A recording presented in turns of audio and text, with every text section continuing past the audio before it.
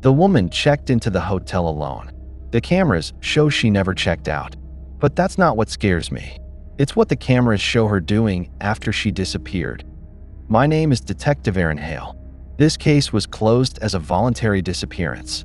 It shouldn't have been. Security footage shows Evelyn Carter entering the hotel lobby at 8:14 p.m. She has no luggage, no phone in her hand, no visible distress. She pauses at the front desk and asks the clerk one question. Does this floor get quiet at night? She's assigned room 417 at 4th floor. End of the hallway. One room past the last camera. Evelyn rides the elevator alone. She stands perfectly still, hands folded, eyes fixed on the floor numbers. At floor 3, the doors open. No one enters, but Evelyn reacts anyway. She looks up, as if someone just spoke behind her. Then the doors close. Evelyn exits the elevator and walks toward her room. Halfway down the hall, she stops. She tilts her head, listening. She turns slowly, but no one is there. She nods once, then continues walking. The camera outside room 417 captures her unlocking the door. Before entering, she turns back toward the hallway. Her lips move. No audio. Then she steps inside and the door closes.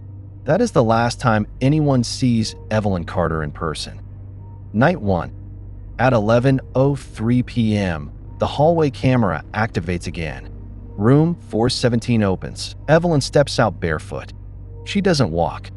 She doesn't pace. She stands facing the wall, completely still, for 6 minutes.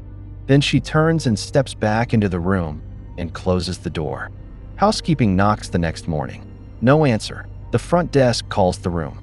No answer again. They wait until checkout time. Night 2. At 2:09 a.m., the door opens again. Evelyn steps out. This time, she's smiling. Too wide. She walks past the last camera, stops at the dark end of the hallway, then turns and walks backward toward her room. Never breaking eye contact with something the camera cannot see. She enters and the door closes. My first visit to the room. Room is clean, bed untouched, and bathroom dry. But the air is wrong, like a room that hasn't been used in years. The mirror above the desk is covered, a towel taped over it from the inside. Housekeeping denies doing it. The tape is hotel maintenance tape. Night 3. At 3:22 a.m., the hallway camera records the door handle turning. Slowly, back and forth, as if someone inside is testing it. A shadow appears beneath the door. The hallway lights are on, so there should be no shadow. Then the handle stops. The shadow moves away, back into the room. At 3:26 a.m., the front desk receives a call from room 417. The clerk answers. Breathing is audible. Then a woman's voice says, "I think I stayed too long." The call disconnects. We searched the entire hotel. Roof, stairwells, garage. No exit footage. No alarms. No evidence she ever left. She vanished inside the building. On the fourth night, I review the footage alone. At 3:26 a.m., the hallway camera activates. Evelyn steps out. She looks exhausted. Older. Her eyes lock directly onto the camera. She mouths words clearly. "He said you'd be watching." She steps back into the room. The hallway camera shuts off. Permanently. We enter room 417 one last time. The towel is gone. The mirror is uncovered. Behind it, scratched carefully into the wall. I let him look through me. There was one detail I left out. Every clip of Evelyn after the first night has the same timestamp. 3:26 a.m. Different days. Same minute. We blamed a system error. Last night, I stayed at the Ridgeway Hotel. Different floor. Different room. At exactly 3:26 a.m., every sound in the building stopped. No AC. No elevators. No traffic. Silence. Then my room phone rang.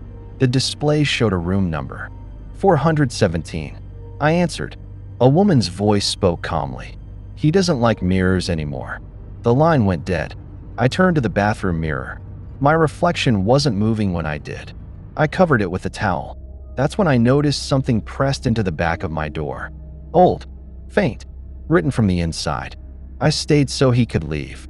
Before checking out, I asked the front desk about room 417. The clerk looked confused. She told me the hotel has never had a room with that number. Not before renovation. Not after. No records. No blueprints. Nothing. I reviewed the lobby footage one last time. At 8:14 p.m., Evelyn Carter checks in. She pauses, looks directly into the camera, and mouths 4 words. I stayed so he could leave.